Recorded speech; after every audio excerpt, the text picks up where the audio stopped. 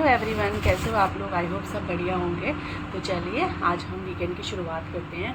आज हम बात करेंगे कुछ हमारे ऐसे मिथ या कुछ ऐसे फैक्ट्स जो बच्चों के दांतों से जुड़े होते हैं, बच्चों की डेंटल हेल्थ या बच्चों की डेंटल फेस से जुड़े होते हैं। अब हम बात करते हैं मिथ क्या होता है। देखिए, सबसे पहले मिथ क्या होता है। मिथ का मतलब ये होता है कि कोई भी ऐसी कहीं सुनाई बातें जो आपने कभी किसी बड़े से सुना होगा या किसी से भी सुना होगा, एंड वो जिसका जो एक साइंटिफिक रीज़न होता है, साइंटिफिक बैकिंग होती है, या जिसका कोई एक लॉजिकल रीज़न होता है, उससे कोई भी उसका लेना देना नहीं होता है।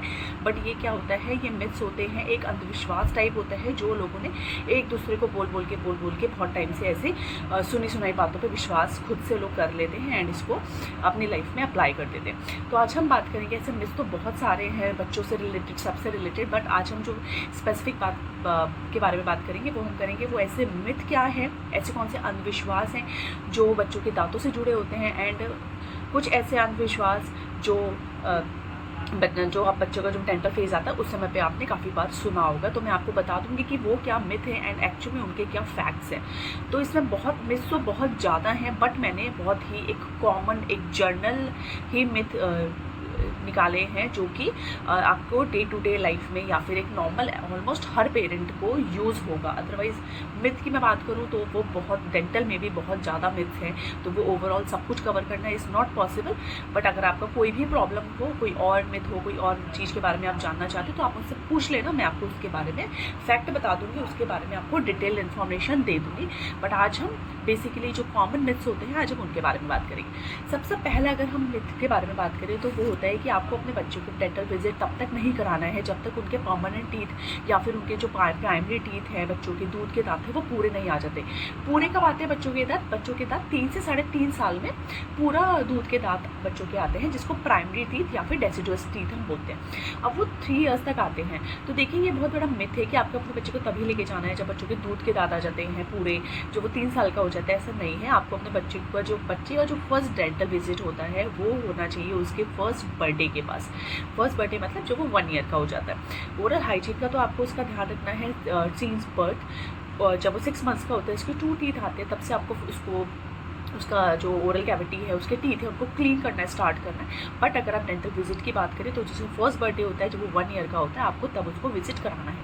अब क्यों कराना है, देखिए इसमें क्या होता है, इसमें बहुत सारे फैक्टर्स होते हैं जो हेल्प आउट करते हैं एज अ पेरेंट्स को, बच्चे को उस समय डेंटल विजिट के लिए। जैसे कि हम पहला बताएं, इस समय क्या होता है, बच्चों का फीडिंग हैबिट के बारे में पेरेंट्स को इन्फॉर्मेशन दिया जाता है, क्योंकि कुछ बच्चे होते हैं जो इस समय ब्रेस्ट फीडिंग कर रहे होते हैं, कुछ बच्चे होते हैं जो सॉलिड फूड ज़्यादा ले रहे हैं, ब्रेस्ट फीडिंग या फॉर्मूला मिल्क कम ले रहे हैं, कुछ बच्चे होते हैं जो मिल्क ज़्यादा ले रहे हैं, फीडिंग खाना प्रॉपर नहीं खा रहे। तो उस समय पे आप उनको, जो पेरेंट्स हैं, उनको आप एजुकेट कर सकते हो कि आपको अपने बच्चों को किस तरह से आप फीडिंग देनी है एंड किस तरह से आपको उनको उनका ओवरऑल डेवलपमेंट करना है। नेक्स्ट हमारा होता है कि जो बच्चे का डेंटल जो विजिट है उसमें अगर बच्चा बचपन से जाएगा तो जब भी उसको नेक्स्ट टाइम हर 6 मंथ्स में या हर 1 ईयर में अगर आप बच्चे को डेंटल विजिट पे लेके जाते हो या कोई भी प्रॉब्लम की वजह से लेके जाते हो, तो उसका जो एंग्जाइटी लेवल है वो नहीं होगा, वो थोड़ा फ्रेंडली हो जाएगा।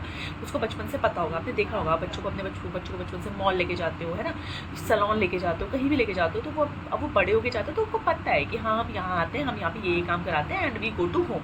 वो हैप्पी होते हैं। बट आप सोचो, आप बच्चे को डेंटल विजिट के लिए नहीं लेके गए और अचानक से आप उनको 3, 4, 5 ईयर्स में लेके जा रहे हो, जब उनको कोई प्रॉब्लम आया तो उनको उस समय पे कितना ज़्यादा प्रॉब्लम होगा, क्योंकि ऑलरेडी बच्चों को जो वाइट कॉलर फोबिया होता है वो बहुत ज़्यादा होता है। वो बच्चे वैसे डॉक्टर को देख के इतना डर जाते हैं, तो उस समय पे भी वो डर जाएंगे, तो उनका एंजाइटी लेवल ना हो, तो इस वजह से हम उनको करते हैं। दूसरा क्या होता है, हम बच्चों को मोटिवेट करते हैं, पेरेंट्स को मोटिवेट करते हैं कि बच्चों को ब्रशिंग आपको कैसे करानी है, किस तरह से टेक्निक्स क्या होती है। हम देखो, बच्चों की टेक्निक्स अलग होती है। आप बच्चों को ऐसे कोई हॉरिजॉन्टल ऐसे कोई वर्टिकल ब्रशिंग नहीं कराते हो।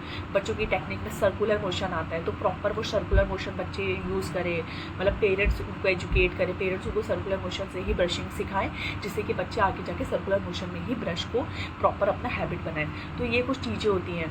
तो आप उनको ब्रशिंग टेक्निक्स बताते हो कि किस तरह से बच्चों को ब्रश कराना है, आपको किस तरह से चीज़ों को आगे लेके जाना। तो ये चीज़ें होती हैं। आप मोटिवेट करते हो बहुत ज़्यादा बच्चों को और पेरेंट्स को कि वो अच्छे से प्रॉपर्ली ब्रश करें। नेक्स्ट हमारा होता है कि जब बच्चों का टूथ में डिके दिख रहा हो, नेक्स्ट मिथ मैं बता रही हूँ, इसमें क्या होता है, जब बच्चों के दांतों में डिके दिख रहा हो, कैविटी दिख रहा हो, तब आपको डॉक्टर के पास लेके जाना है, विजिट पे लेके जाना है। ऐसा नहीं है, कुछ डिके आपको सामने से दिख जाएंगे, कुछ डिके होते हैं जो प्रॉक्सिमल डिकेज होते हैं, जिनको हम प्रॉक्सिमल डिके बोलते हैं, जो 2 दांतों के बीच में होते हैं। ये आपको नेकेड आई से क्लिनिकली नहीं दिखेंगे अनटिल एंड अनलेस आप किसी डॉक्टर के पास लेके जाते हो। इसीलिए बोलते हैं कि फर्स्ट बर्थडे के बाद हर 6 मंथ में बच्चे को डॉक्टर के पास लेके जाइए, क्योंकि आपको कैविटी नहीं दिख रही है जो प्रॉक्सिमली है, 2 दांतों के बीच में है, बट डॉक्टर को वो आसानी से दिख जाएगी एंड वो आपको फिर बता पाएंगे कि इसमें नेक्स्ट आपको क्या करना है, इसका नेक्स्ट जो ट्रीटमेंट प्रोटोकॉल है, नेक्स्ट ट्रीटमेंट प्लान है वो क्या रहेगा। नेक्स्ट होता है कि जो हमारे मिल्क टीथ होते हैं उसका नेक्स्ट मेथ है कि जो मिल्क टीथ होते हैं, बच्चों के दूध के दांत होते हैं, उनमें बिल्कुल भी ध्यान देने की ज़रूरत नहीं है। वो कीड़े लगने दो, टूटने दो, उनको जो हो रहा है होने दो, क्योंकि एनीवे कुछ सालों बाद जाके तो इन दांतों को टूटना ही है एंड बाद में परमानेंट टूथ आने हैं।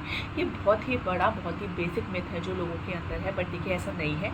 जो बच्चे का ओरल कैविटी होता है वही माउथ जो होता है वही एंट्री होता है ऑफ एनी इन्फेक्शन किसी भी चीज़ के लिए, क्योंकि बच्चे जो भी खा रहा है कुछ कर रहा है वो उसके मुंह से ही जाता है। अब आप सोचिए अगर उसकी डेंटल कैविटी या जो डेंटल हाइजीन है वो ही अच्छी नहीं है, तो वो जो भी खाना खाएगा वो न्यूट्रिशियस या फिर एक अच्छे फॉर्म में उसके अंदर नहीं जाएगा, तो प्रॉपर हाइजीन मेंटेन नहीं होगी, उसकी हेल्थ अच्छी नहीं रहेगी, बच्चे को पेन होगा दांतों में, उसके प्रॉपर दांत नहीं है, टूटे हुए हैं, पेन है, पल्प में पेन है ना, सेंसिटिविटी हो रही है बच्चे को, तो उसकी वजह से क्या होगा, वो खाना कम खाएगा तो उसका वेट लूज बहुत ज़्यादा हो जाएगा।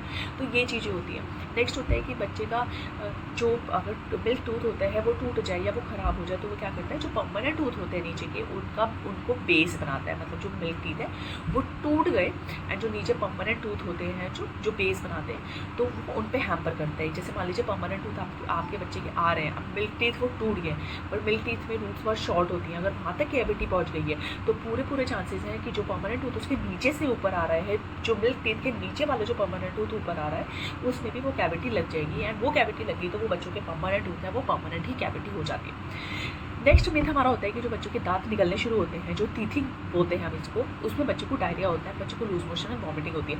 ये एक बहुत बड़ा मिथ है। देखिए एक्चुअली क्या होता है, जब बच्चे के दांत निकलते हैं या बच्चे का जब टीथिंग होता है उस समय जो गम्स होते हैं ना वो बहुत ज़्यादा एंग्री एंड इन्फ्लेम्ड होते हैं, बहुत ज़्यादा सूजे हुए होते हैं, जिसकी वजह से बच्चे ना बहुत ज़्यादा इरिटेट फील करते हैं। वो कोई भी चीज़ उसके हाथ में आती है, जब वो ज़मीन पे पड़ी हो चाहे कहीं पर भी पड़ी हो, वो क्या करता है, उनको हाथ में लेता है एंड उसको मुंह में रख के एंड च्यू करना शुरू कर देता है, जिसकी वजह से जो बाहर का जो भी इन्फेक्शियस पार्ट है वो उसके माउथ में गया एंड उसके स्टमक में जाके उसको बीमार कर रहा है, उसको डायरिया कर रहा है। तो यही रीज़न है कि बच्चे को डायरिया होता है, बट टीथिंग का डायरिया से डायरेक्टली कोई रिलेशन नहीं है। तो ये है, बाकी आप इसमें ध्यान रख सकते हैं। मैं टीथिंग पे बता दूँगी आपको कैसे आपको होमली इसको करना है। बाकी आप उसको पैसे पाए वो दीजिए, टीथर दीजिए, कोल्ड कंप्रेसर से करिए, मसाज करिए, ये कुछ चीज़ें होती हैं जिनसे आप बच्चे को रिलीव कर सकते हैं और इससे आप अच्छे से बच्चे को कर सकते हैं। अदरवाइज़ इसके अलावा बच्चे को आपको कुछ भी पीने के लिए भी नहीं देना है, किसी भी तरह का कोई भी वाटर, ग्राइप वाटर, गुट्टी, कुछ भी आपको बच्चे को नहीं देना है। They are not good for health. Please ये बिल्कुल नेचुरल चीज़ें हैं, इनको नेचुरल तरीके से ही आप कोप अप करिए, वो आपके लिए ज़्यादा बेटर होगा। नेक्स्ट होता है हमारा मिथ की जो चॉकलेट्स होती हैं वो डेंटल कैविटी करती हैं, या जो भी शुगरी फूड है वो डेंटल कैविटी करता है। देखिए ये भी एक बहुत बड़ा मिथ है। ऐसा नहीं है कि जो शुगरी चीज़ें हैं वो ही डेंटल कैविटीज़ करती हैं।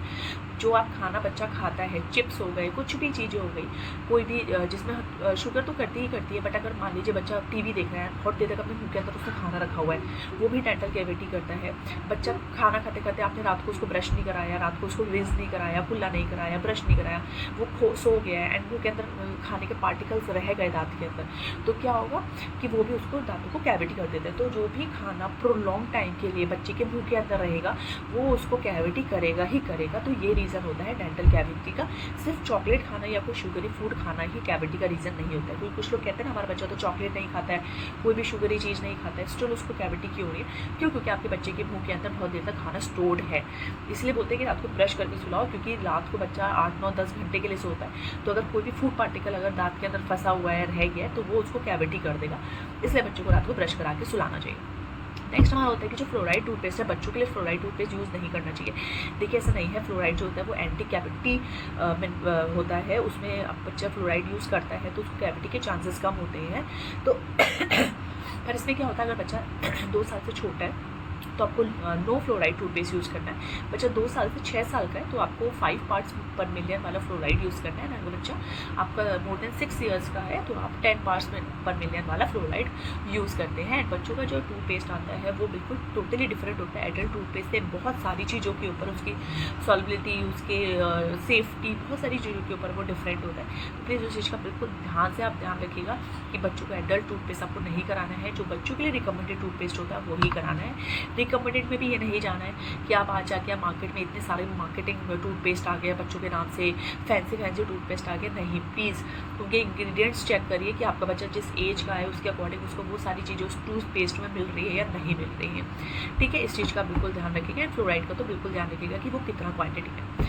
नेक्स्ट हमारा होता है कि अगर आप बच्चे को टूथपेस्ट बहुत ज़्यादा कराते हो तो बहुत अच्छा टूथपेस्ट अच्छी ब्रशिंग होगी एंड बहुत अच्छा होगा, बट ऐसा नहीं है बिल्कुल। डेंटल में तो the more is always less वाली चीज़ होती है कि बच्चे को आपको नहीं कराना है। जो छोटे बच्चे होते हैं लाइक 3 ईयर्स के छोटे बच्चे होंगे, 4 ईयर्स के छोटे बच्चे होंगे, उनको जो राइस ग्रेन होता है ना, चावल का दाना, उसके बराबर का टूथपेस्ट लेना है। जो बच्चा 4-5 ईयर्स से स्टार्ट होता है उसको मटर का दाना होता है ना, उतना टूथपेस्ट लेना है। तो आपको इतना ही लेना है, इतनी ही क्वांटिटी उनके लिए रिकमेंडेड होती है। ऐसा नहीं है कि आप ब्रश में प्रॉपर बहुत सारा टूथपेस्ट भर के उनको कराएंगे तो वो बहुत ज़्यादा ऐसे अच्छी ब्रशिंग हो जाएगी और उनको कभी कैविटी नहीं होगा, ऐसा नहीं है। इनफैक्ट आप उनको उसके साइड इफेक्ट्स दे देंगे उससे ज़्यादा। तो मैंने बताया ना, राइस ग्रेन यूज़ करना है छोटे बच्चों के लिए, less than 4 years and 4 years से ऊपर के जो बच्चे होते हैं उनके लिए जो पीनट होता है, जैसे जो आपका पी होता है मटर का दाना, उसके उतना आपको यूज़ करना।